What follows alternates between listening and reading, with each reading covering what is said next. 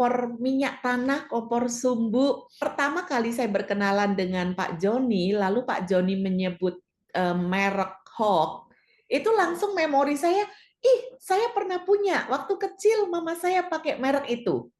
Padahal masa kecil saya ini di Pekalongan, Pak Joni. Artinya marketingnya, jangkauan segmen marketnya ini luas banget ya. Dari Medan menjangkau ke Pulau Jawa gitu ya. Dan kayaknya top of mind orang ngomong kompor sumbu itu kayaknya udah langsung Hawk itu ada di kepala nih. Ya Gitu. benar. Sabang sampai Benar. Merauke waktu itu. Iya, Kak. Oh, tuh kan. Keren banget kan Bapak Ibu. Jadi malam hari ini kita termasuk nanti pengen mengulik nih sebegitu tenar dan legendarisnya kompor merek Hawk ini. Yang menarik lagi, waktu zaman COVID itu saya sering ada di belakang motor dan motor itu jadi sampai saya bisa bilang, Hawk lagi gitu. Karena banyak pemotor yang ngeboncengin oven Pak Joni, mereknya Hawk gitu. Jadi saya sampai gini, ternyata, dan saya rada kurang update ya, maksudnya nggak mengikuti selalu, sehingga disitulah saya baru gini, wah ternyata oven Hawk itu juga juga tenar juga, karena terbukti kan random doang kan, saya nyetir, tapi beberapa kali kok saya ngelihat orang bawa kotak oven Hawk gitu. Jadi di situ saya mulai, wah keren banget ini merek. Dan Bapak Ibu, ternyata Hawk itu sudah sampai ke apa lagi ini?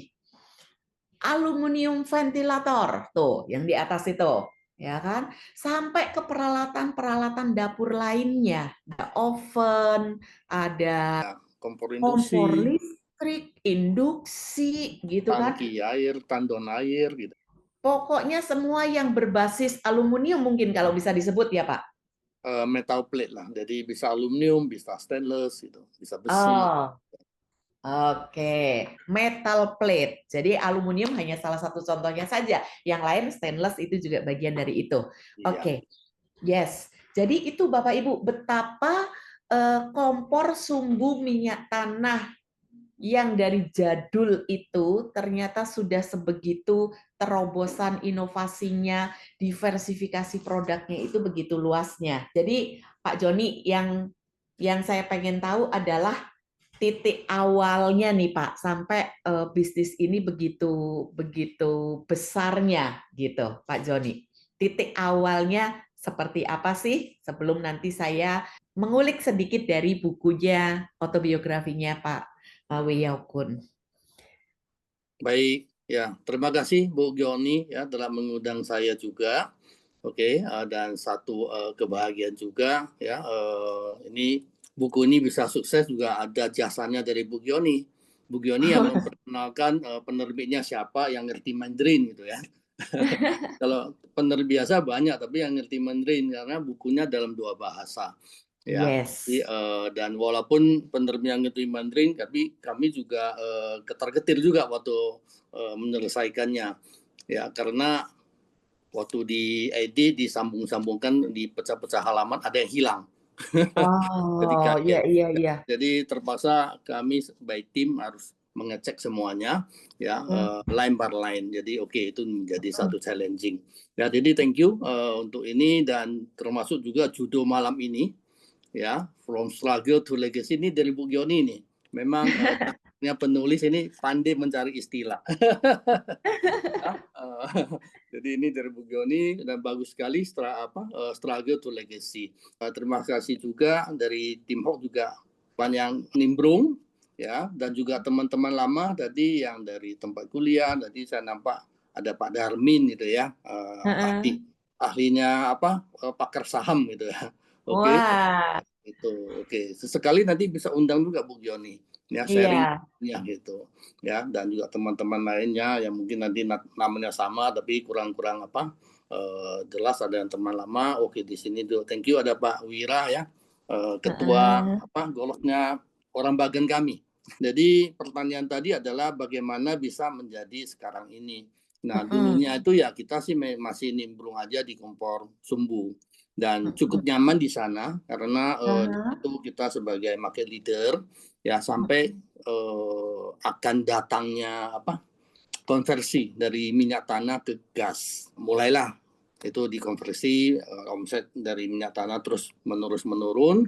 Nah, tapi sebelumnya kami sudah juga ancang-ancang ya, sudah ada ancang dengan produk-produk gas, produk baru walaupun tidak begitu cepat, tapi dengan adanya perubahan daripada eksternal ini, nah itu membuat kami juga makin push hal-hal yang bukan komprominya. Jadi mulai dari gas, kemudian baru masuk lagi tangki, masuk lagi kompor listrik, oven listrik dan sebagainya. Dan sampai saat ini menjadi berbagai macam produk. Nah, tapi semua ini bisa terjadi tidak terlepas daripada persiapan yang sudah dikumpulkan sejak awal. Ya, jadi apa yang bisa dikumpulkan karena saya sendiri, organisasi, tim saya juga semuanya itu sebagai pembelajar. Jadi kita harus belajar produk yang baru, cara yang baru, segala macam, dan supaya bisa fleksibilitas ya mengikuti perubahan pada zaman. Oke. Pembelajar ya. Jadi Pak Joni melihat bahwa kalau saya simpulkan Pak, artinya perubahan atau faktor eksternal itu di luar kendali kita dan itu bisa terjadi ya kan? Bisa terjadi dan kuncinya adalah fleksibel, adaptasi dan itu diperoleh dari sikap pembelajar itu ya Pak Joni ya. Betul. Dengan belajar itu ya kita bisa survive dan kita juga bisa melihat potensi yang ada. Ternyata kalau kita ngomongin bukunya Om Wei Yao Kun yang adalah papahnya Pak Joni gitu, nanti akan saya putarkan Bapak Ibu video yang menegaskan bahwa beliau itu memang pembelajar gitu. Artinya kalau Pak Joni sekarang membawa spirit pembelajar, Pak Joninya ataupun timnya juga pembelajar, itu pun sudah dari value tentang suka belajar, tekun belajar dari Om Wei Yao Kun gitu. Buku autobiografi ini 2 bahasa. Jadi bahasa Indonesia dan bahasa Mandarin, Bapak Ibu. Dan buku ini kalau saya bedah secara teknisnya, dia kalau bahasa Indonesianya 132 halaman, babnya ada 49. Wah, menarik ya, babnya banyak. Jadi babnya itu tipis-tipis sehingga orang nggak ngerasa bosen atau digurui terlalu banyak gitu. Asik. Itu yang membuat anak saya aja melahapnya dengan cepat gitu ya. Oke. Ada teman bagus yang langsung malam itu pulang ke hotel langsung baca sampai habis katanya. Iya kan?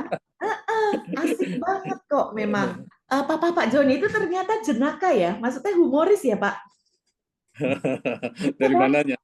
Iya, tulisannya, filosofisnya, yang bikin bisa saya senyum-senyum dan ketawa juga. Jadi menarik banget. Nah, cuman sayang ini tulisannya tidak diperjualbelikan ya. Ini kayaknya banyak juga nih kalau yang nggak punya pengen beli sebenarnya. Oke. Nah, jadi Bapak Ibu, buku ini isinya apa kalau mau dikategorikan? Yang pertama adalah struggle masa kecilnya Om Wei Yao Kun, ya kan? That's why kenapa saya pilih judul malam ini From Struggle to Legacy. Karena supaya kita semua sama-sama belajar. Kesuksesan itu bisa diawali dari zero atau maybe bahkan kalau nanti saya ambil salah satu yang akan saya ceritakan, bisa dibilang sesuatu yang minus gitu loh. Sesuatu yang struggle, sesuatu yang defisit gitu. Jangan berkecil hati dulu. Kita belajar dari perjalanannya Om Wei Yao Kun. Jadi yang pertama awal-awal diceritakan itu tentang struggle masa kecilnya beliau. Lalu ketika di masa kecil, karena memang papahnya Om Wei ini kan sudah meninggal ketika beliau masih kecil ya, Pak Joni ya. Betul, ya. 5 tahun kalau nggak salah. 5 tahun sudah nggak ada apa-apa ya. Udah nggak ada apa-apa. Si Om Wei jadi dibesarkan oleh Mama. Nah, di situ mulai diceritakan value-value yang dipegang oleh Mama. Lalu kemudian dibahas lagi tentang kehidupan seorang murid. Nah, tuh istilahnya aja pakai murid, gitu kan? Karena nanti juga akan dibahas tentang bagaimana beliau ini seorang pembelajar, Bapak Ibu. Terus kemudian berlanjut lagi dengan kehidupan keluarga. Jadi dibahas terkait dengan pernikahan, punya anak, mendidik anak, gitu ya. Nah, lalu kemudian masuk ke bagian yang sudah mulai ngomongin bisnis. Dan bisnis pun berarti bisnis dari sejak awal-awal banget, perpindahan dari Bagan ke Medan, gitu ya. Jadi bagaimana mulai membuka market, lalu kemudian membahas kualitas produknya Hawk, lalu juga strateginya. Jadi buku ini bisa dibilang komplit banget, menarik sekali. Dan saya pengen mengambil satu bagian yang saya akan bacakan kepada Bapak Ibu, ya. Judulnya menarik banget. Halaman 19. Judulnya adalah Berebut Makanan dengan Hantu. Karena kurangnya bahan makanan, keluarga saya berada dalam kondisi setengah kelaparan. Demi sesuap nasi, saya pernah berebut makanan dengan hantu. Pada zaman itu, jika seseorang sakit, mereka akan berpikir bahwa ini adalah perbuatan makhluk halus, sehingga mereka akan pergi ke pinggir jalan di tengah malam untuk mempersembahkan sesajen sebagai upaya untuk menyingkirkan malapetaka dan memohon berkat. Selama upacara persembahan, para tetangga akan menutup pintu dan jendela. Mereka takut akan diserang oleh hantu. Sehingga suasana di luar itu sunyi dan mencekam. Hanya anjing-anjing liar dan seorang anak kecil yang lapar dan tidak takut hantu yang memperhatikan dari pinggir jalan. Ketika seseorang itu selesai melakukan upacara sesajen, menepuk-nepuk debu di tangannya, dan berbalik untuk pergi, saat itulah anjing-anjing yang lapar mulai mengambil ancang-ancang, siap untuk berebut makanan. Saya juga bersiap-siap menggenggam batu-batu kecil di tangan untuk mengusir anjing-anjing liar itu satu persatu. Lalu saya mengambil telur bebek, pisang, dan biskuit dari sesajen. Dan menyisakan daging samcan, tahu kering, dan nasi untuk anjing-anjing itu. Demikianlah saya berebut makanan dengan hantu dan anjing. Saya pernah mendapat pertanyaan, apakah kamu nggak takut sama hantu? Saya menjawab, hantu itu baik, karena selama berebut makanan, mereka tidak pernah menyakiti saya. Jadi, apa yang perlu saya takutkan? Ketika saya lapar, saya juga pernah pergi ke kuil dan makan sesajen yang ada di altar. Dewa juga baik. Mereka tidak pernah menghukum saya karena saya makan sesajen. Dewa itu baik dan pengampun. Mereka memahami kesulitan orang yang lapar dan menyayangi orang miskin. Seperti kata pepatah, manusia makan untuk hidup. Segala sesuatu bisa saja palsu, tapi rasa lapar itu tidak bisa dibuat-buat.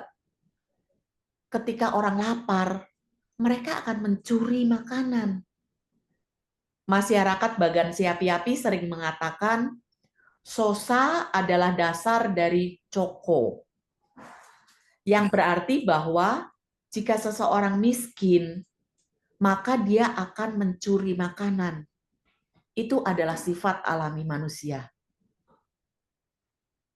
Oleh karena itu, para pejabat di pemerintahan, jangan sekali-kali membiarkan rakyatmu kelaparan. Bapak Ibu, itu salah satu bagian yang saya baca yang buat saya menarik banget. Tulisan ini begitu begitu menyentuh dan benar adanya. Dan terakhir itu ada punchline ya, ada tonjokan yang menjotos banget ya Pak Joni ya, pesan gitu ya. Jadi jangan sekali-kali biarkan rakyatmu kelaparan. Ini hanya salah satu saja dari bab buku ini yang merepresentasikan struggle-nya papahnya Pak Joni, Om Weyao Kun. Ya. Artinya Bapak Ibu, lihatlah startingnya dari seorang anak yang bisa dibilang ya kelaparan gitu. Karena saat itu memang saat secara masanya itu juga memang masa Perang dunia ya. masa perang, iya, masa zaman Jepang kan. Jadi Om Weyao Kun mungkin antara umur 5 sampai 10 ya, di antara itu gitu. Ya. Jadi kita lihat kisah yang sedih tapi dikemas juga ada unsur jenakanya juga gitu ya. Ada seremnya juga, rebutan Ada sama seremnya hantu. juga. Semoga tadi saya membaca Bapak Ibu sedikit bisa membayangkan ya, mengendap-endap keluar. Tapi luar biasa loh. Ada belas kasihan ya, nggak diambil semua loh sama papanya Pak Joni itu sesajen. Dia masih berbagi sama anjing ya. Ya itu yang saya tanyakan, Pak, dagingnya aku nggak diambil. Kan biasanya dagingnya paling enak, katanya itu daging mentah katanya. Padahal samcan paling enak toh. Iya, betul banget kan. Nah, iya menarik banget itu, lucu banget.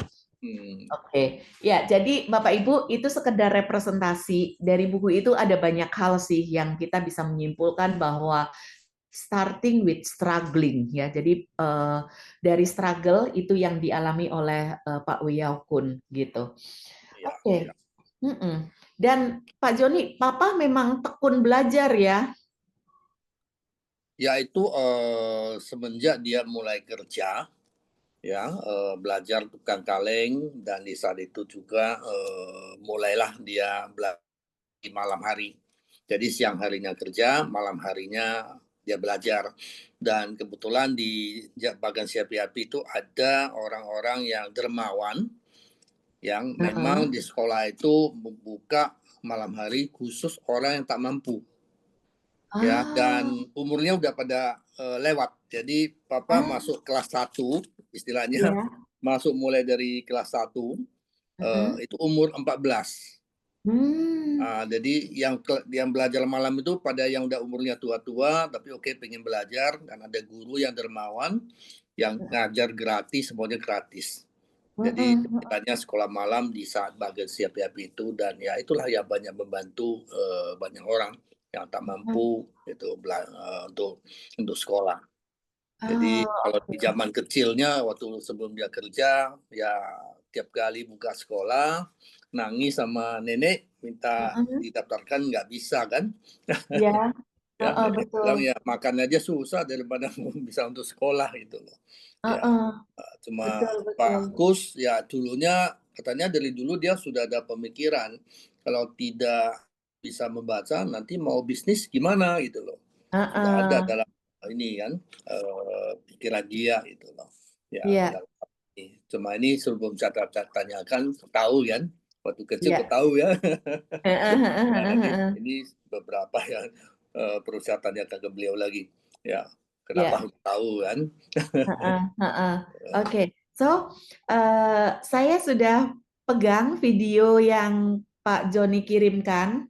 Jadi eh, ini kan dari tadi kita ngomonginnya si Om Weyao Kun, tapi kayak kayak apa sih beliau saat ini gitu ya. Kita akan Uh, nonton videonya ya, Bapak Ibu ya. Oke, Kita akan oke. nonton cuplikannya, rekaman Om Weyao Kun cerita case yang tentang belajar.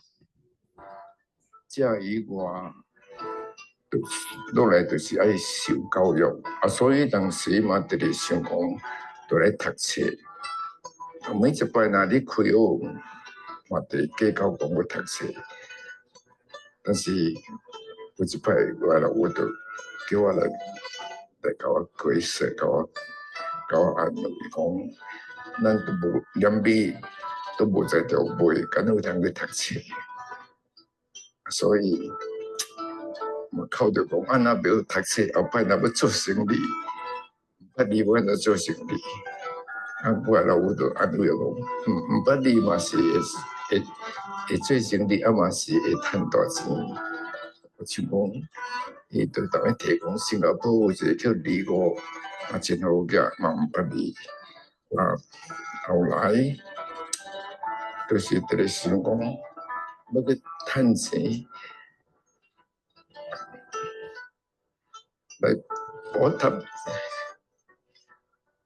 這個家用。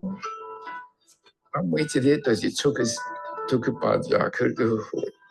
我老母都看到安尼袂使，伊講你年紀輕輕，安尼看到時會去行到歹路。因為當時日本南進的時陣，會使講是無政府狀態，所以迄陣真正惡劣。伊惡劣就是講有跋筊經，有查某經，有鴉片經。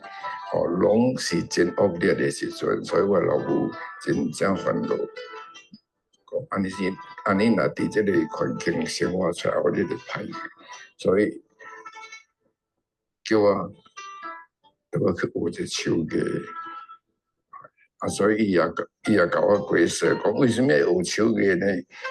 伊講廣東人講，四字千金不如教之一個，就是這個道理。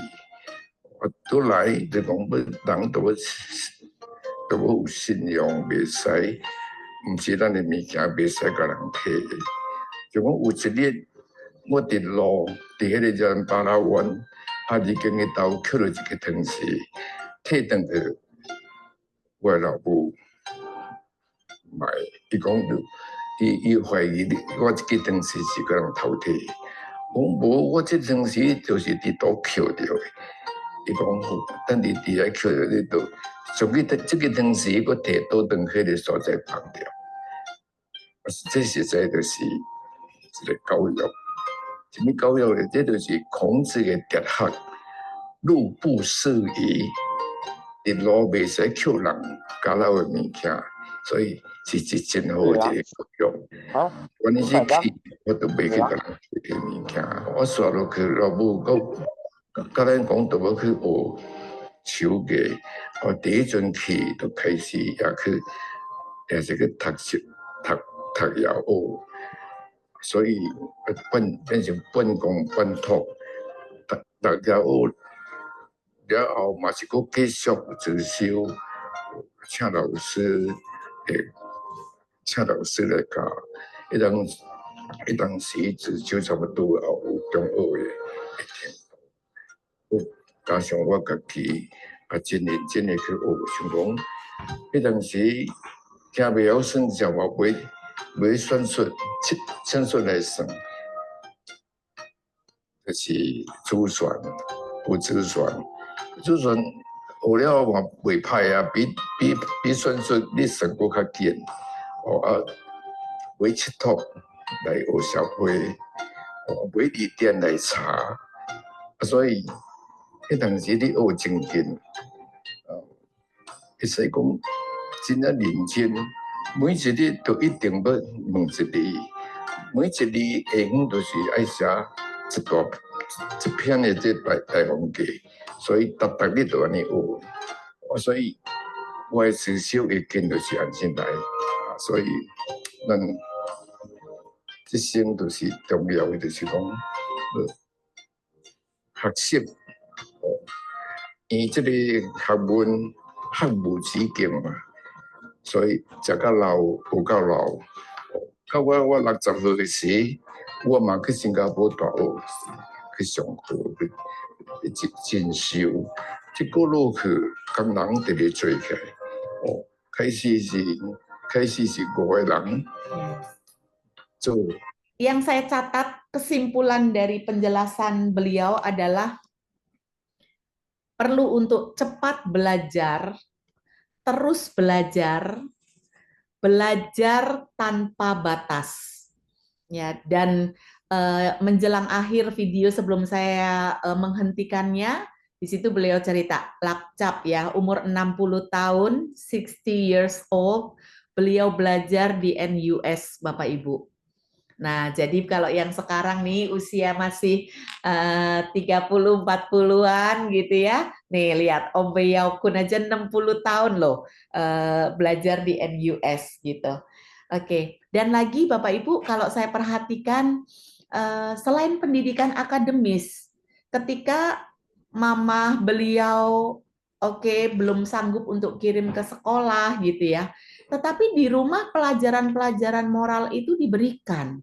Betul-betul mamah yang mendampingi, menyiapkan mental dan moral dari anaknya gitu. Lebih baik mengajarkan anak keahlian daripada memberi 1000 keping emas. Ya, Keren kalau banget. hanya wariskan uang aja bisa hilang kan? Betul. Nah, keterampilan. Jadi sebelum masuk sekolah diajarin ya Pak Joni ya untuk bisa bikin kerajinan tangan dan sebagainya.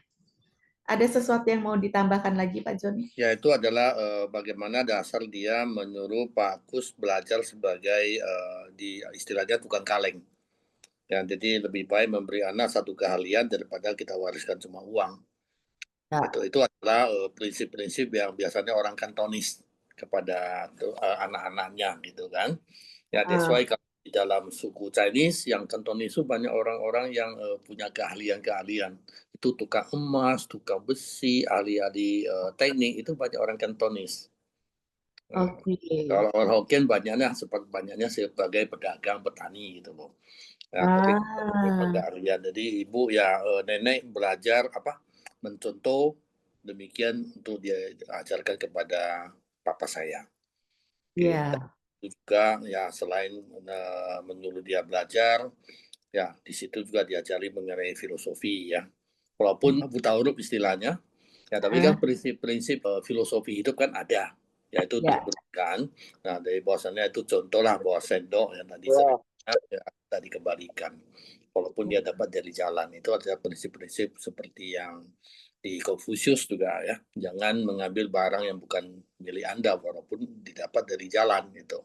Jadi ya itu yang dikatakan dan sering diceritakan juga Pak Kus kepada kami sejak dulu ya, dan ini menjadi contoh bahwasannya perlunya kejujuran, integritas ya, jadi dalam hidup sampai kepada dalam berbisnis.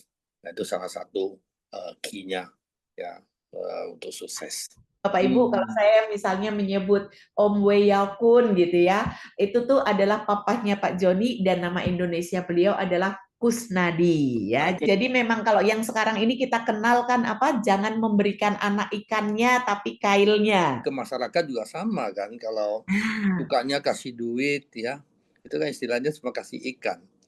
Ya, yes. Maunya kan adalah kasih kail, ajari mereka memancing.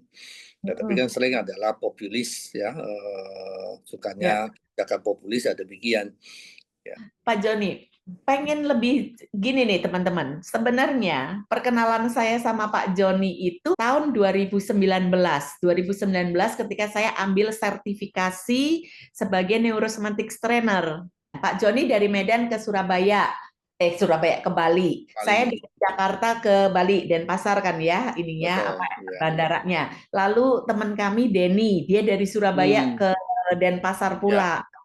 Konsian biar ke hotelnya bareng gitu, jadi nunggu-nunggu sebentar lah, ini bisa barengan nih gitu. Nah saya kaget gitu. Maksud saya Pak Joni kan lebih senior dari saya gitu ya. Kok masih semangat gitu loh, belajar lagi, ambil certified trainer, terus setelah tambah ngobrol, tambah meta coach juga gitu. Jadi saya tuh udah yang kagum banget, dan setelah kemudian baca tentang Pak Kusnadi ini, saya pikir ya ini memang sudah menjadi sebuah value yang kuat di keluarga gitu ya sepertinya.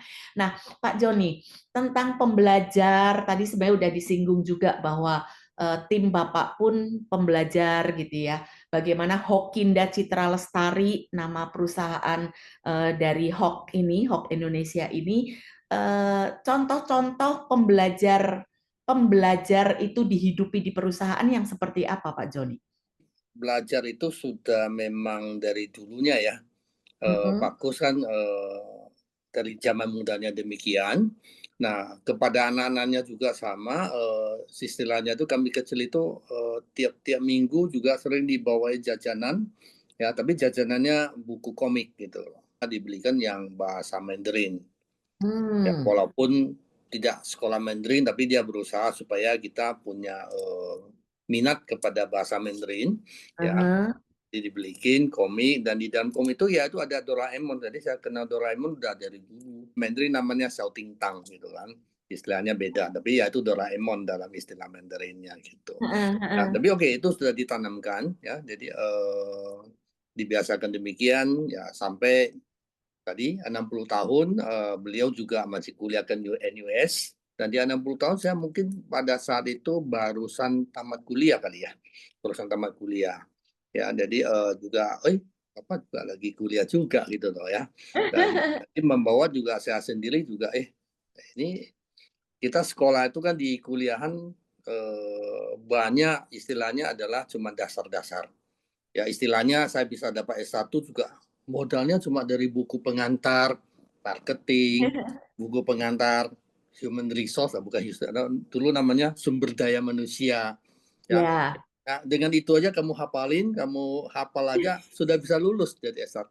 Nah, tapi untuk mempraktekannya dan menjadi yang sesuatu yang bisa dipraktekkan, diimplementasikan, belum tentu.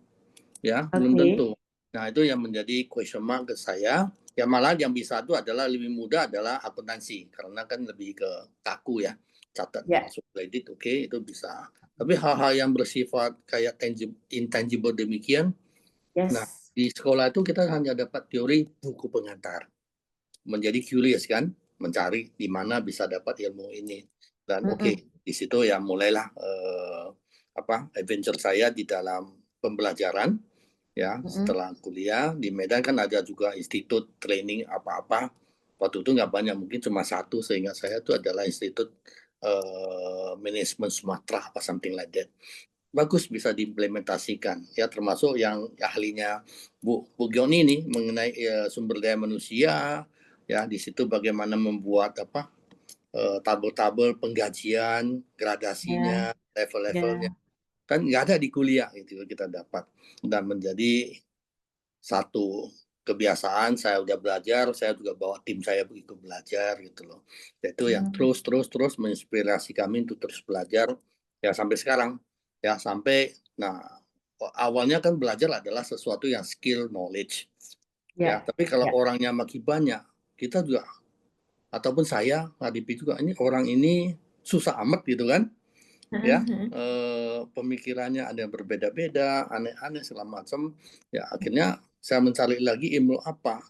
Ya, jadi sebelum saya belajar ke neurosemantik yang kita ketemu di Bali, ya sebelumnya udah kenal Bu Mariani kan di 2011 ya, itu udah mengenai SCMC, mengenai neurosemantik coaching juga. Area coaching ya Pak. Dan sebelumnya juga ya ada ketemu guru-guru lainnya juga yang memang ahlinya di bidang NLP, tapi kan untuk sampai bisa implementasi kepada pekerjaan kan itu menjadi satu question mark bagaimana. Kadang kita melihat orang coachingnya gampang amat, giliran kita yang coaching kok kita yang hang kan, bukan coachingnya kan. Ya, itu yang membuat saya saya perlu belajar lagi ya. Ada yang di Bali NCT, sebagai trainer ikut aja lah, nimbrung sebagai pengusaha, nimbrung sama para trainer gitu kan.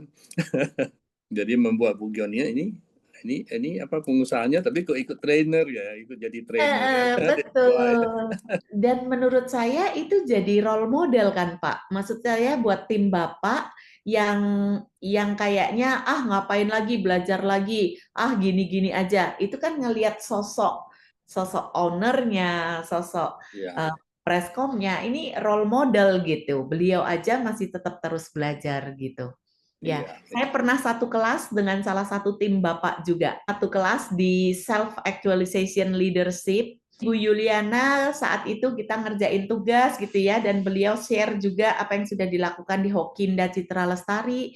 Dan saya pun melihat bahwa wow, ini company yang apa ya, yang terus relevan kalau saya bilang. Ya, dari sharingnya beliau, praktek-praktek yang dilakukan. Iya, Artinya iya. bukan ini kan company yang didirikan dari tahun berapa? 68 ya, Pak? 60, Betul. Ya. ya, 68. 68. Ini kolot banget ini. Enggak gitu. Enggak, yang tadi Pak Joni bilang perlu fleksibel, beradaptasi gitu, dan open mind gitu. Ya, relevan gitu kan, seperti kata Rena Kasali itu, kita keep relevan. Yes, keep relevan. Ya, Dan untuk keep relevan ya memang dengan learning ya, ya Pak ya. betul, open-minded ya. Terima kasih Pak Joni yang tentang pembelajaran ini saya pikir clear. Saya penasaran dengan values, nilai-nilai. Jadi nilai-nilai apa yang dipegang oleh founder Pak Kusnadi ataupun penerusnya juga gitu ya, yang dipraktekkan di Business Hub Indonesia ini Pak. Ya sebetulnya nilai-nilai dipegang itu ya seperti di video tadi itu sudah diajarkan dari nenek, adalah kejujuran, integritas. Kejujuran. Ya, jadi segala sesuatu itu ya berprinsip dari sama, ya baik berbisnis ya dengan customer, dengan perusahaan, dengan karyawan, ya kita prinsipnya kejujuran. Nah dengan itu ya kita istilahnya apa adanya lah ya, tidak menutupi dan sebagainya, ya atau istilahnya di Microsoft apa namanya, be true to yourself ya. Ya. Oke, nah jadi itu prinsipnya seperti ini itu. Jadi semuanya berakar dari sana dan selebihnya adalah bagaimana kita turunkan menjadi istilah-istilah yang lebih keren ya, di dalam company ada visinya gitu kan.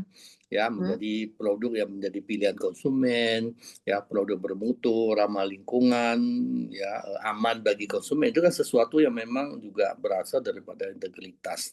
Ya, kita jujur memberikan hal-hal seperti itu. Ya, jadi dasarnya sih kejujuran. Ya, dan kejujuran itu ya prinsip universal ya. Betul. Ya, prinsip universal sebagai manusia, semua orang tidak mau ditipu kan. Kalau kamu tipu dia cuma sekali, next time tidak akan datang lagi. Kan kita harapkan mereka terus repeat order. Ya, itu kan jangka panjang. Jadi sebetulnya kalau mau dibilang filosofi, dia only one saja cukup itu. Kejujuran. Ya. Ya. Oh ya, saya jadi ingat ini nih perkataan si Abraham Lincoln ketika dia bilang bahwa yang namanya karakter, kejujuran itu seperti pohon dan reputasi itu adalah bayangannya.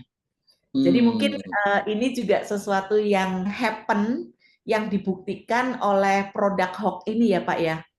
Artinya dengan jujur di banyak saya mendengar maupun dari bacaan yang saya baca di buku ini, intinya kita memberikan kepada customer value yang sepadan dengan apa yang dibayarkan gitu ya. Betul. Ya, kalau nggak salah kan Pak Kusnadi ketika mau mendistribusikan barang sempat ditolak oleh toko-toko itu ya Pak, karena katanya barangmu mahal.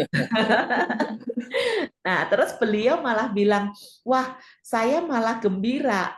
Artinya memang dalam arti gini, bukan karena barangnya jelek, tapi mereka bilang bahwa barangnya bagus. Nah, tapi mahal dalam arti nggak match dengan segmen market waktu itu mungkin karena itu sudah di Medan ya. Sudah mulai produksi kompor ya, kerajinan tangan ya. Yes. Nah, selanjutnya saya ikuti terus tuh. Oh, ini konsisten nih. Ini sebenarnya terkait tentang fairness kalau saya lihat. Makanya kejujuran itu dekat dengan fairness ya, Pak. Iya. Artinya orang membayar seharga tertentu, anggaplah orang menganggapnya itu tinggi gitu. Tetapi beliau punya prinsip yang dibayar tinggi itu pun dikompensasi dengan value yang tinggi pula gitu. Betul. Gitu ya, Pak ya. Istilah pasarnya ada barang, ada harga gitu ya. Benar-benar. Jadi kejujuran, fairness, Ya. kita memberikan value seperti yang Dijanjikan ya, pembayar. sesuai segmen, dan tentunya kalau di breakdown di marketing kan kita lihat lagi segmennya apa gitu ya. Ya. Memang tentunya ada juga segmen yang mau premium, ada yang value, ya ada yang memang ngerti itu barang murah, kalau rusak dia buang ya. Tapi itu yang goceng kan, itu kan 5.000-an. Ya, di zaman sekarang ini ya orang juga maunya adalah harga tidak mahal tapi juga barangnya bagus. Jadi kalau sekarang kita buat mahal-mahal, kuat sekali, bisa saja juga sulit menjualnya. Ya, betul. Perlu mikirin affordable-nya. Jadi antara value for money dengan affordable ya, Pak. Betul, betul. Pak Joni, ada yang sudah bertanya nih. Pak Indra Raharjo bertanya, ada saat kita merasa malas atau lelah. Apa kiat Bapak untuk membangkitkan kembali semangat? Datang ke APG ya, kalau istilah kita. Ya, tapi ya manusia itu kalau kita sejauh masih ada purpose gitu ya. Ya, purpose itu atau tujuan hidup ya itu yang menjadi api yang sulit dipadamkan. Ya, kalau purpose yang nggak ada ya memang kita bisa jadi malas gitu kan. Dan itu purpose itu seperti lampu lilin yang kadang bisa nyala terang, kadang bisa redup ya. Dan kita nyalakanlah dan terusnya purpose-nya apa ya. Tapi kalau kurang lagi ya bisa datang ini sama Bu Yoni, minta di coach. Apa pentingnya? Pertanyaan juga bisa tanya ke sendiri apa pentingnya itu. Ya, itu pentingnya apa? Tanya sampai 3 kali, 4 kali. Anda bisa dapat minimal ya api lilinnya gitu. Pak Joni udah lulus pertanyaan nomor 3 meta coaching ya Pak. Apa pentingnya? Ya, jadi Pak Indra Raharjo, sedikit saya menyimpulkan, tadi mungkin Pak Joni sempat menyebut APG. APG itu apa? Accessing Personal Genius. Jadi itu salah satu modul di ilmu neurosemantics, dan salah satunya adalah tentang intentionality yang tadi Pak Joni sampaikan. Jadi apakah kita cukup kuat, niatan kita, intensi kita cukup kuat gitu untuk menggerakkan kita untuk tetap bergairah, gitulah kurang lebih ya Pak Joni ya. Faktor intrinsik untuk gairah sukses. Yang disebut antusiasme ibarat air yang mendidih pada suhu 212 derajat. Agar air dapat menghasilkan uap jenuh, air harus dipanaskan pada suhu 212 derajat, uap bisa keluar, mesin bisa diputar, dan kereta api bisa didorong. Air hangat tidak bisa mendorong apapun. Banyak orang ingin menggunakan air hangat atau air mentah untuk menggerakkan kereta kehidupan mereka. Mereka akan terkejut dan bertanya pada diri sendiri, mengapa karir mereka selalu tidak memuaskan? Carnegie menyebut antusiasme sebagai semangat di dalam hati. Dia berkata, ada banyak faktor yang menyebabkan kesuksesan seseorang. Dan faktor pertama adalah antusiasme. Tanpanya, kemampuan apapun yang Anda miliki, Anda tidak akan dapat mengembangkannya. Ya, antusiasme adalah lokomotif energi Anda. Selama uap lokomotif itu terus keluar, maka kereta kehidupan Anda akan terus bergerak maju. Suatu ketika paman membawa saya ke Guangdong untuk membeli suku cadang. Kami bangun jam 3 pagi, mengambil penerbangan jam 8 dari Xiamen ke Guangzhou, dan kemudian naik taksi ke Zhongshan. Kami bertemu dengan pabrikan terlebih dahulu dan makan siang. Saya membuat janji lagi dengan pabrikan. Dari jam 2 siang hingga jam 6 sore, saya tidak bisa berhenti menguap. Saya ingin segera berbaring di sofa dan tidur, tapi saya masih tertarik untuk bertanya dan tawar-menawar dengan produsen. Padahal kami sudah terbang selama 3 hari berturut-turut. Paman keempat saya mengagumi kekuatan fisik saya. Dia berkata bahwa saya masih memiliki energi awet muda seperti anak berusia 20 tahun di usia saya yang menginjak 70 tahun. Saya menjawabnya dalam satu kalimat. Saya tidak mengandalkan kekuatan fisik. Saya mengandalkan gairah. Saya punya hasrat untuk menghasilkan uang, dan itu yang kamu tidak ada. Wah, inilah praktik dari perkataan Carnegie. Ketika Napoleon sedang bergairah, tidur 3 jam sehari sudah cukup. Tetapi ketika semangatnya hilang, tidur 24 jam sehari tidaklah cukup. Paman keempat saya memuji saya bahwa seluruh hidup saya penuh dengan hasrat untuk menghasilkan uang. Sehingga bahkan di usia 71 tahun, saya masih berjalan secepat terbang dan sinar mata saya masih cemerlang. Wah, keren ya. 90 aja masih kuat juga terbang sana sini. Ya, masih main golf. Apalagi di usia 70, 20 tahun lalu ya. Ya, Pak Doni Pasa nih tadi mungkin dari jawaban yang produk tadi ya. Pak bagus anak Pak Lurah, barang bagus harga murah. Nah ini tantangan buat operasional excellence ya. Efisiensi cost supaya bisa harga jualnya tetap kompetitif. Tidak selalu usaha selalu berhasil dalam sekali jalan gitu ya. Mungkin ada beberapa kali. Mungkin mohon kiatnya dalam bentuk sharing ya. Apakah pernah mengalami itu dan bagaimana cara yang dijalankannya supaya itu bisa berjalan sesuai rencana gitu. Terima kasih. Jadi contoh yang sepertinya tidak terlalu sukses atau mungkin dianggap gagal. Nah, bagaimana menyikapinya? Pernah ada contoh case-nya nggak nih Pak Joni? Dalam kehidupan itu sesuatu hal yang memang terjadi ya terjadi hampir ke semua gitu orang ya, tidak sesuai dengan rencana awal. Cuma ada yang berat, ada yang ringan, ya tergantung masing-masing. Tapi kalau dari contohnya Pak Agus Nadi, ya Pak Agus, nah dalam hidup beliau juga dalam perjalanan bisnis juga banyak tantangan, ya. Pernah ditipu juga, gitu kan. Kadang ada satu bab itu adalah ketemu orang yang memberi kuida itu adalah yang membantu atau ketemu hantu gitu kan. Iya. Udah habis tenaga sekian tahun ya, hasilnya kosong gitu ya. Oke, ya tapi ya kembali semangat, punya hasrat seperti tadi yang baru saja dijelasin Bu Joni, maju lagi ya, cari lagi cara lain, cari lagi bidang lain. Ya itu udah ketipu ya sudah gitu kan. Rugi sekian tahun, mulai lagi. Ya, jadi even aja umur 60 pun masih bisa kuliah toh, itu contohnya. Ya. Nah, jadi kalau bisnis ya sesuatu yang tidak sesuai rencana ya istilahnya kita terima saja. Dan fleksibilitas ya, usaha lagi dan mulai lagi dari nol. Bisa terima sejauh kita punya skill ya, jadi punya semangat ya bisa tetap dimulai anytime. Ya, ada cerita itu ketemu orang bantu atau ketemu hantu gitu. Bagaimana ketipu tapi oke bangkit lagi gitu loh. Ya. Ya, dan Pak Indra, kalau saya tadi menangkap penjelasannya Pak Joni, artinya ketika anggap tidak sesuai rencana atau ditipu atau mungkin gagal, kunci pertama adalah acceptance ya Pak Joni ya. Saya sepakat sih, sepanjang kita belum menerima, kita nggak akan move on.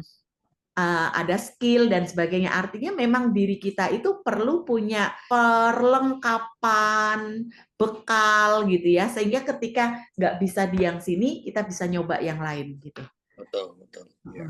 Tapi ya itu di neurosemantics kan ada ya tentang acceptance, itu penting banget, mengizinkan diri untuk mengalami kalau tadi yang dianggap kegagalan, atau kalau presuposisi NLP mungkin bisa pakai istilah no failure, just feedback gitu ya. Jadi artinya pemaknaan seperti itu untuk membuat kita lebih mudah move on. Selain nanti kita sudah punya skill, knowledge yang lainnya, ada ilmu ya. Tapi ilmu mengenai hal-hal demikian yang di NS neurosemantik, bagaimana ilmu dalam kejiwaan kita, yaitu menjadi saya sendiri juga itu adalah menjadi perjalanan pembelajaran saya. Ya, kalau skill knowledge istilahnya sekarang ini bisa aja Anda nggak perlu kuliah. Ya, sekarang ini hanya di ujung jari Google, AI, semua ilmu ada. Ya, tapi ilmu yang mengenai kejiwaan Anda bisa baca tapi Anda nggak ngerti, susah dimengerti kalau tidak ada coach yang membantu mengarahkan ya apa maksud dan istilahnya. Ya, tapi kalau ilmu yang hard skill, knowledge gampang deh gitu ya, termasuk ilmu finance segala macam, ilmu banking, ilmu investasi. Ya, Anda bisa dapat di di Google, di AI ya sekarang ini. Ya. Teks perjalanan adalah bagaimana ilmu-ilmu yang mengenai mindset kita. Oke, itu yang menjadi challenging. Nah, di dalam organisasi juga sama. Ya, kalau skill knowledge anak-anak sekarang ini pandai sekali. Ya, ya istilahnya mereka bahasa banyak, ya tahu lebih banyak. Nah, tapi kalau sampai ke dalam implementasi efektifnya dan bagaimana itu adalah udah ke mindset, dan ini yang menjadi tantangan bagi semua orang ya. Betul, mindset. Kalau mau lebih advance lagi ngomonginnya wisdom ya, artinya udah punya knowledge-nya, tapi kapan digunakannya, seberapa banyak. Jadi kalau orang pandai tapi wisdom-nya tidak ada, bahaya. Ya, dia bisa jadi rebellion, bisa jadi pemberontak gitu ya. Oke, kalau orang tak pandai, tak ada wisdom, ya jadi pencuri kecil gitu kan. Punya wisdom itu bisa menjadi akar daripada untuk maju kan. Dia nggak punya knowledge, tapi kan dia punya wisdom, dia bisa belajar. Pak Joni, so far dengan suksesnya diversifikasi produk, lalu ekspansi, pasti market juga pasti ini ya, ekspansinya juga sangat luar biasa.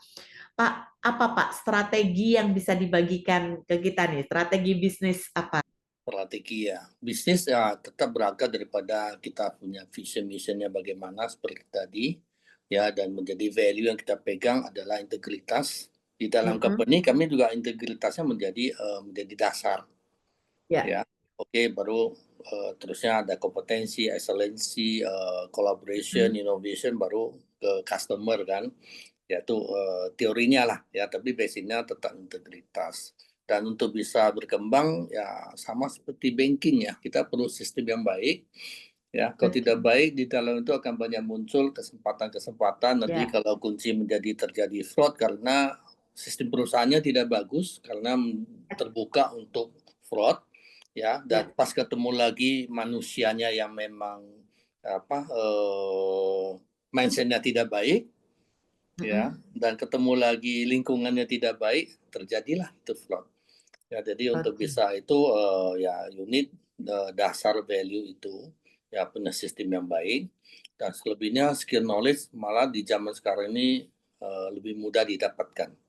Tapi mendapatkan orang yang punya mindset yang baik itu tidak gampang memang. Ya, tidak gampang. Nah, that's why you need the skill untuk coaching ya, supaya mereka mengerti apa menjadi mindsetnya, apa menjadi purpose-nya. Nah, itu bisa merubah mindset daripada tim-tim Anda ya, dan bisa memberikan hal-hal yang excellent, efektif gitu ya. Masing-masing bisnis, masing-masing industri bisa berbeda, tapi prinsipnya juga semua industri jangan sampai terjadi kebobolan dalam sistem keuangan, itu kan menjadi kunci. Ya, aset Anda bobol ya seberapa profitable-nya bisnis Anda jebol juga. Artinya bisa dibilang ada tantangan keluar yang itu terkait dengan kompetisi, terkait dengan perubahan apapun di luar, tetapi di internal sendiri pun kita perlu jagain ya Pak. Artinya jangan sampai nggak ada sistem terus jadi sibuk, effort, energi ya orang-orang yang di dalam untuk ngurusin permasalahan-permasalahan internal gitu ya. Jadi tadi ada visi, ada misi, ada value, selalu kemudian ditata, dibenerin juga sampai termasuk ke kompetensi. Tadi Bapak udah singgung juga tentang job grade dan sebagainya. Lalu sistem kontrol itu penting juga gitu.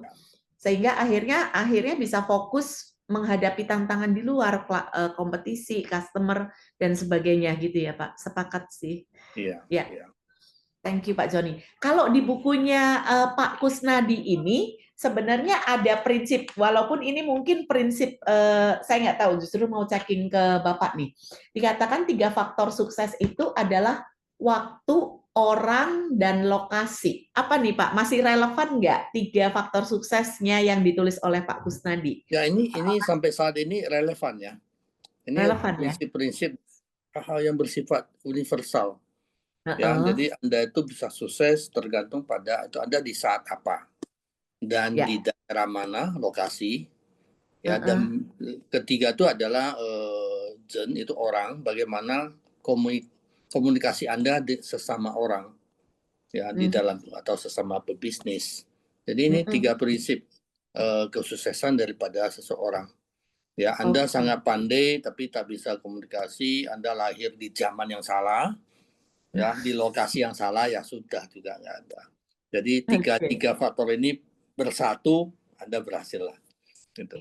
Jadi dari yang 3 faktor sukses di bab buku ini, saya menemukan itu tadi waktu, orang, dan lokasi. Dan Bapak Ibu sebagai informasi, angka yang saya dapat dari buku ini, jadi Pak Kusnadi bilang nih, tahun 66, beliau usianya 31 tahun. Waktu itu produksi kompornya 2 unit per hari. Karyawannya 5 orang saja. Nah, 40 tahun kemudian, tahun 2006, beliau usianya sudah 71 tahun. Produksi kompor itu ribuan. Dan karyawannya sudah 1000-an lebih gitu ya Pak Joni? Kira-kira. Ya, kira-kira begitu. Jadi beliau mengatakan waktu itu krusial, lokasi ini mungkin yang menjadi pembelajaran dari Pak Kus sehingga beliau ke Medan ya Pak ya, dari Bagan Si Api-Api. Ya, karena melihat potensi tentunya adalah ada di kota besar. Oke. Ya. Bagaimana skill Anda setinggi apapun, kalau marketnya cuma Bagan Si Api-Api, ya tetap kecil gitu toh. Ya itu namanya kan kota kecil, kampung kecil gitu. Jadi itulah prinsip faktor lokasi. Walaupun saatnya tepat, ya di sana bisa udah mulai bisnis jalan, sudah merdeka ya, bukan di zaman penjajahan. Ya, tapi kalau lokasinya nggak sesuai juga terbatas kan. Dan walaupun Anda punya skill, Anda bisa komunikasi. Jadi 3 faktor itu adalah sebetulnya prinsip universal strategi bisnis Chinese ya. Ya, ataupun universal lah, siapapun adalah ketiga faktor ini menjadi penentu. Universal dan juga tidak lekang oleh zaman ya Pak ya? Ya, walaupun kondisi tidak tepat, tapi Anda bisa memilih lokasi yang tepat, Anda juga bisa sukses. Jadi checking juga di mana kita berada, bisa lebih mengembangkan potensi kita lagi atau enggak. Betul. Berani untuk keluar dari zona nyaman. Iya.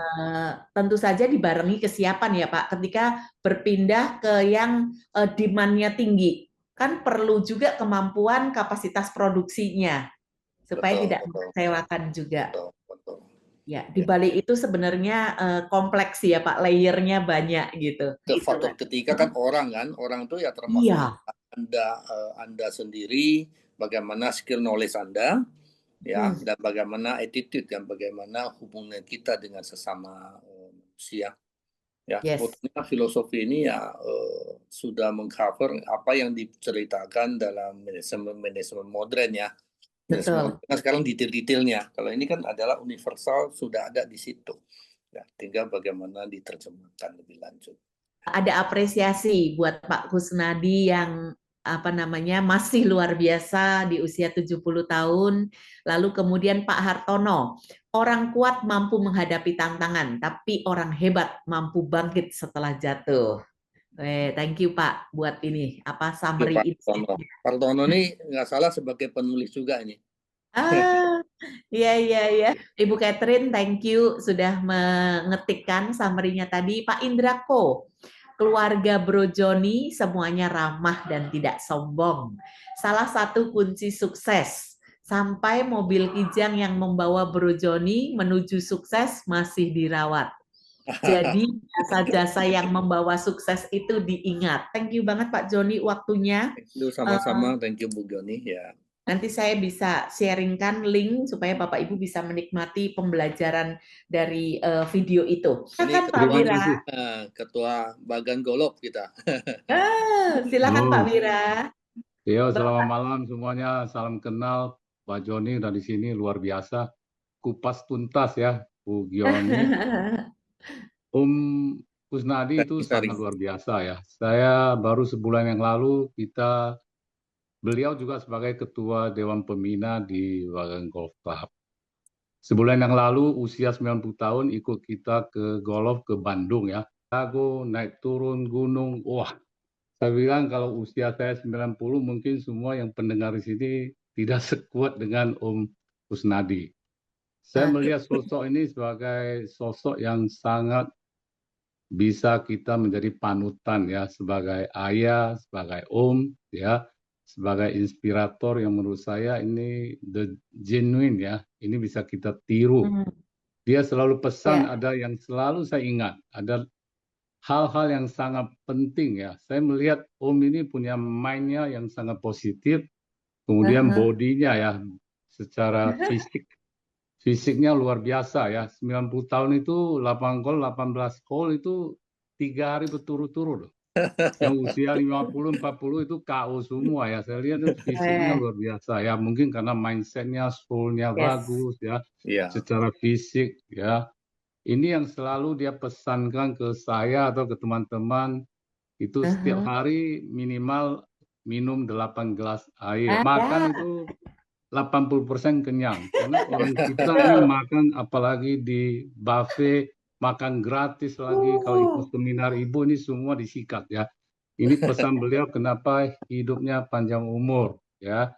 Tidur 8 jam sehari, kalau bisa jalan kaki 8.000 langkah. Dan nggak boleh jemur matahari ya. Minimal 18 menit. 18 menit atau berapa menit gitu.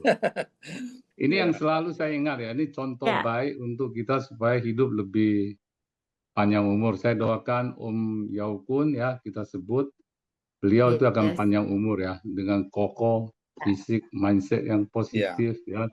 Selalu ingin berbagi ya. Ini jarang kita ketemu sosok yang begitu luar biasa ya, termasuk keluarganya yang sangat humble ya. Saya lihat ada Pak Joni di sini yang luar biasa bisa sharing tentang kesuksesan dari generasi bapak turun ke anak, mungkin nanti generasi ketiga, kelima dan seterusnya ya. Saya juga senang Hawk ini sekarang sudah modifikasi karena teknologi sudah berubah, minyak tanah nggak ada, tapi mereka bisa survive ya, keluar dari zona yang tadinya minyak tanah sumbu yang kita ngalami. Dari mama saya juga pakai Hawk karena kualitasnya bagus, sehingga ini tersohor dari Sabang sampai Merauke tadi Pak Joni katakan ya. Jadi sekali lagi ini inspirasi yang sangat luar biasa, bukunya juga sangat saya sudah baca semua. Tapi ini pesan yang beliau katakan ya, yang perlu dan tidak. Jadi tidak boleh begadang, tidak boleh minum alkohol, tidak boleh merokok ya. Benar, ini tidak boleh sembarang minum obat. Usianya 90 tahun. Iya, betul. Ya, kalau Anda uang banyak, kalau sakit-sakitan buat apa? Iya, betul. Jadi kalau kita ini belajar yang positif dari beliau, hal-hal yang positif ini sangat luar biasa. Iya. Oke, sukses selalu Pak Joni. Pak Wira terima kasih banyak.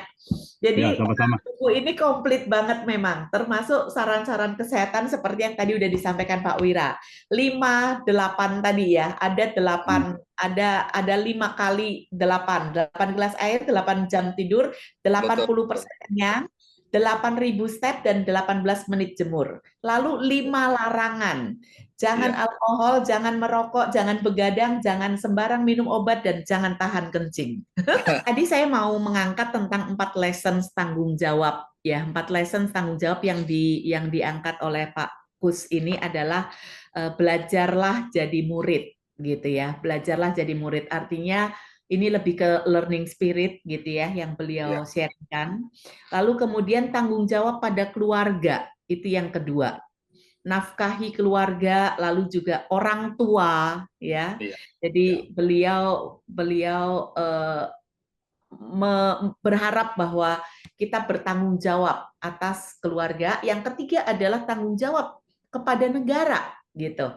Taat aturan, tidak melanggar, gitu ya. Jadi di sini, lalu kemudian yang keempat adalah tanggung jawab pada masyarakat. Bagaimana kita berkontribusi. Beliau katakan profit dari masyarakat, kita perlu mengembalikan juga ke masyarakat, tanggung jawab kita, social responsibility. Closing-nya adalah saya ambil dari kutipan beliau, katanya bertindak dengan strategi, berperilaku dengan bijaksana, kesehatan bergantung pada diri sendiri, berbakti adalah dasar dari moralitas. Jadi malam hari ini kita belajar dari beliau Pak Weyakun atau Pak Kusnadi, yang malam hari ini ada putranya yang sudah berbagi kepada kita semua, dan bagaimana dari sosok yang inspiratif ini bisa lahir sebuah bisnis yang menginspirasi juga. That's why from struggle to legacy. Banyak orang struggle, dia menggunakan sengsara atau deritanya dipakai sebagai excuse. Tapi tidak dengan Pak Kus. Beliau melihat bahwa struggle-nya itu adalah energi untuk bisa meninggalkan legacy dan membuat kita semua bisa belajar dari beliau. Oke, terima kasih sekali lagi Pak Joni. Thank you teman-teman semua juga yang sudah hadir malam hari ini. Kita mau berfoto bersama dulu yuk. Silakan buka kamera. Again, terima kasih yang sudah meramaikan dengan pertanyaan, yang sudah menyimak dengan baik. Malam hari ini kita belajar contoh real yang bukan teori. Ada teman lama juga dari Nomensen, Bu Sinita. Lama tak jumpa dari Bali ya masih. Senang bisa ketemu online, Ya. Pak. Amsia. Baru hari ini saya share di grup. Jadi linknya. Iya, Pak, sering-sering, Pak. Dan kita bisa nimba ilmu. Sama sharing-sharing pengalaman. Ada Pak Darmin juga di sini. Next Pak Darmin bisa sharing-sharing ilmu investasinya gimana supaya bisa cuan gitu ya. Kita bikin gerakan seperti ini tangannya. Ini artinya elevasi. Berarti kita meningkat terus. Apa yang dielevasikan? Performa dan makna. 1, 2, 3.